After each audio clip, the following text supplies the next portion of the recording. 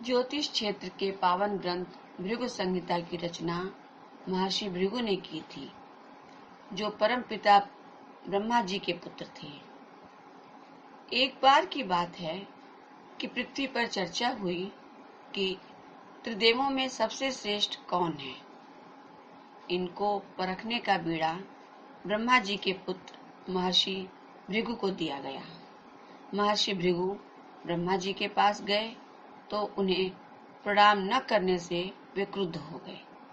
भगवान शंकर के पास गए तो वे भी अमर्यादित शब्दों के प्रयोग से क्रुद्ध हो गए, लेकिन माता पार्वती ने उन्हें क्षमा करने का अनुरोध किया तो भगवान शंकर ने उन्हें क्षमा कर दिया। इसके बाद महर्षि भृगु वैकुंठ लोक पहुंचे, जहां भगवान विष्णु शेष शैया पर विश्राम कर रहे थे। महर्षि भृगु वहां पहुंचे तो उन्होंने भगवान पर लात से प्रहार किया। इस पर भगवान विष्णु उठ गए और महर्षि से बोले, महर्षि, आपको चोट तो नहीं लगी है? इस प्रकार महर्षि भृगु ने त्रिदेवों की श्रेष्ठता नियत की, लेकिन इस घटनाक्रम से माता महालक्ष्मी आहत और कुपित हुई। उन्होंने महर्षि भृगु को श्राप दिया कि जिस ज्ञान के बल पर तुम में इतना अभिमान आया है, वह ज्ञान की रचना भृगु संहिता मिथ्या हो जाएगी। इस पर महर्षि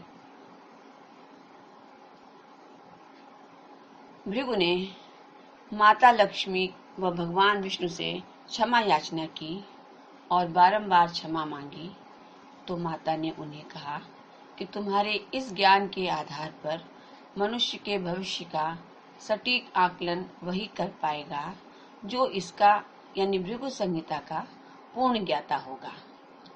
भृगु संहिता एक ऐसा ग्रंथ है जिसमें ज्योतिष संबंधी विभिन्न पहलू मौजूद हैं, जो कि ज्योतिष शास्त्र को वैज्ञानिक स्वरूप प्रदान करते हैं। इस संहिता में कुंडली के लग्न के अनुसार बताया गया है। भृगु संहिता के आधार पर यह भी बताया जा सकता है कि किसी भी व्यक्ति का भाग्योदय कब होगा। इतना ही नहीं, संहिता का सही जानकार किसी भी व्यक्ति को उसके पूर्व जन्म से अवगत करा सकता है। भृगु संहिता को ज्योतिष के क्षेत्र में जो स्थान प्राप्त है वह अतुलनीय है। इस ग्रंथ की महिमा को जानने व मानने वाले सिर्फ भारत में ही नहीं बल्कि दुनिया भर में भी हैं। माना जाता है कि भृगु संहिता के आधार पर सटीक भविष्यवाणी संभव है, जो अक्षरतः सटीक उतरती है।